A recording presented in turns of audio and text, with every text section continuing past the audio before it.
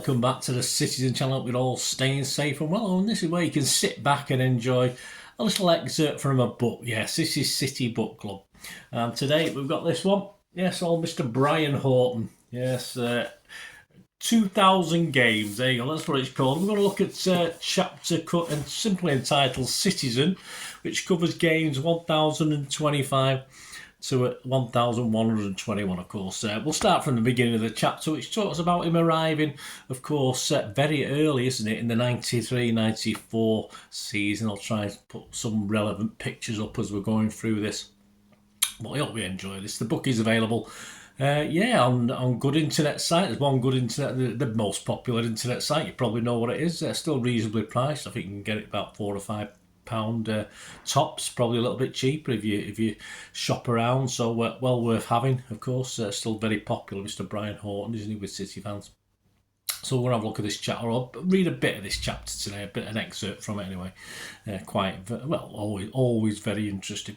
Please, if you are new to the channel, push that subscribe button, push the bell notifications, everything. City past like this one, and present, of course. Lots of new stuff, lots of old stuff, and lots of different things as well. So if you enjoy this book club, you might enjoy some of the other little vlogs I do as well. So jump on board, guys. Spread the word if you can as well. It'd be much appreciated.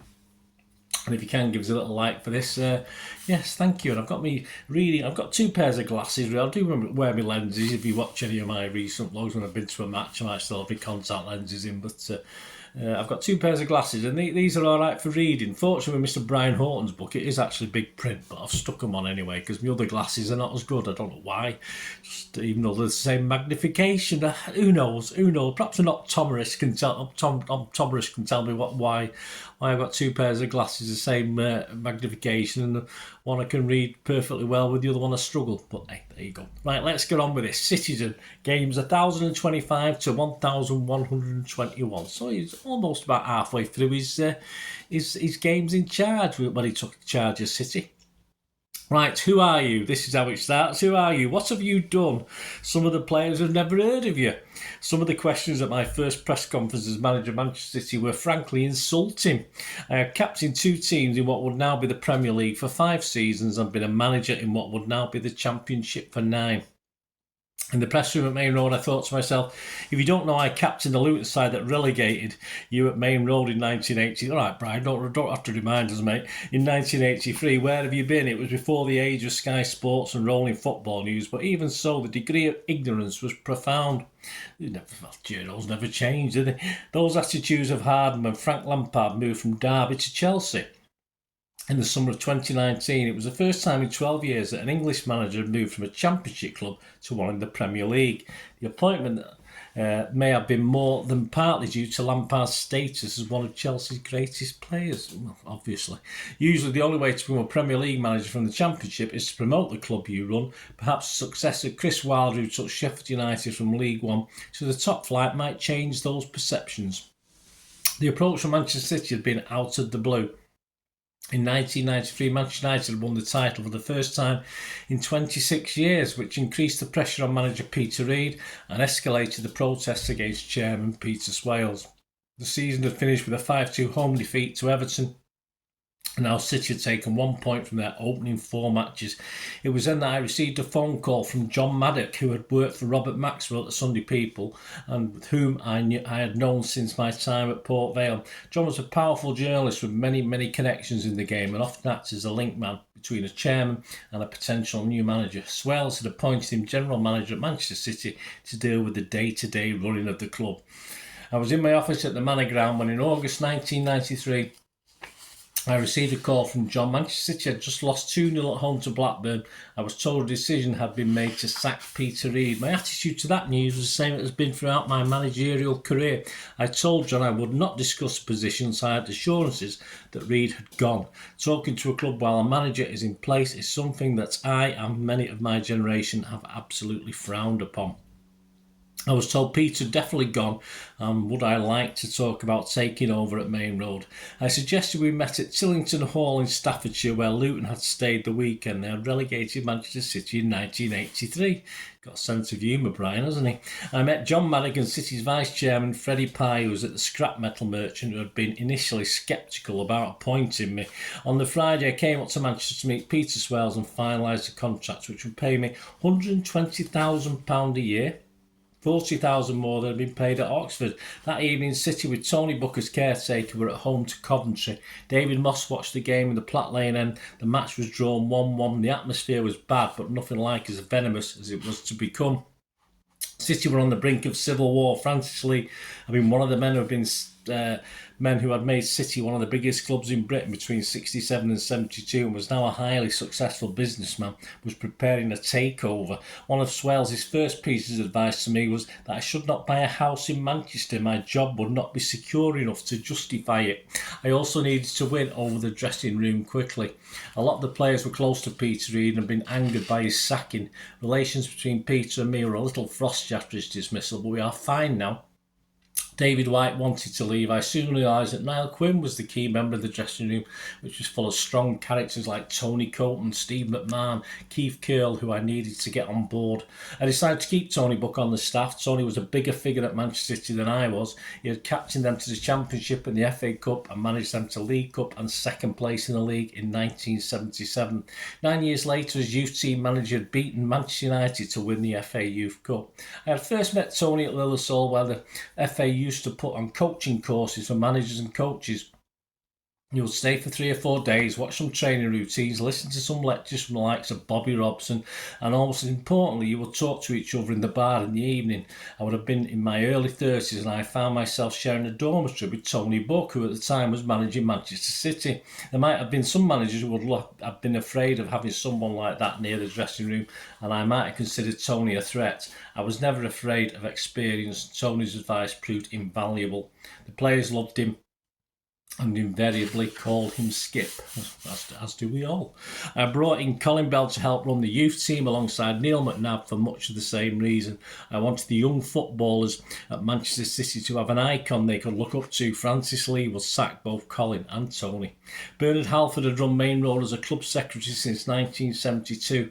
Bernard organised everything off the field for Peter Swales. He was passionate about City and our relationship was one of the strongest I have known in football. He served the club for 39 years and became life president. Since his death, I still see his wife Karen and their family at the Etihad. It was not just the dressing room I needed to get on side. There was the press, the people who claimed they had never heard of me. John Maddock told me he was getting complaints that the media found it difficult to get hold of me and needed to speak to me between press conferences. He invited the press to Main Road. We put some food and wine on, and John told them they could have an hour with me. They can all ask for your phone number, and if they can't get you after that, they have no excuses. Generally, I got on well with the Manchester press corps, but the problem came after Francis Lee had replaced Peter Swales. They knew I wasn't Francis's man, and the questions every week tended to be a variation on how long do you think you've got, and what's going to happen if you lose tomorrow. If City won, they would assume I would be at Main Road for a few more weeks. Then the questions would start again. My first game was on a Wednesday night at Swindon. I could not have handpicked a better game. It was not just that Swindon had started worse than City. They had taken 1 point from their opening 5 matches and would not win a league game until the end of November. Because of the county ground's proximity to Oxford, they were a team I knew very well and had often played against. After winning promotion, Swindon had been destabilised by Glenn Hoddle's decision to move to Chelsea in the summer. However, their way of playing had not changed. They would play one up front with Jan Arge Fjortoft leading the attack, and they would employ a sweeper system. I picked my team accordingly, and City won 3-1. My first home game was a few days later against Queen's Park Rangers. It was the afternoon when Francis Lee officially launched his takeover bid for the club. Again, we won 3-0. I had a problem with the right-back position and persuaded Gary Flitcroft to fill in. He protested he had never played there, but not only did he play, he scored. I then persuaded Peter Swales to give Gary a 5-year contract. He was by then playing regularly in midfield for the England under-21s, but City were paying him peanuts. City would sell him to Blackburn in 1996 for £2.8 million. Peter Swales was a man I found very easy to deal with. He was a passionate supporter of the club. and he did not interfere in team matters, which is something that sometimes could not be said for the man who succeeded him, Francis Lee. Swales asked if I had negotiated the transfers at Hull and Oxford. I told him that Don Robinson and Kevin Maxwell had trusted me implicitly. That was fine by Swales. He had negotiated the deals in the past, but now he was becoming weary of it all. There was usually pressure to raise money. Early on in my time at Main Road, Peter Swales asked me to meet Stephen Bowler, who was the major shareholder and owned the Mere Country Club in Cheshire, where Manchester City did a lot of its business. Swales and Bowler had a spreadsheet in front of them on which was laid out the Manchester City squad. They went through each player and asked if I would sell or keep them. Would you sell Tony Creighton? No. We kept on until we had gone through the playing staff. My answer to most of the questions was no. Peter Swales, who was looking to make some sales, said, you don't really want to sell anyone, do you? Frankly, the players you want to get rid of aren't going to make us much money.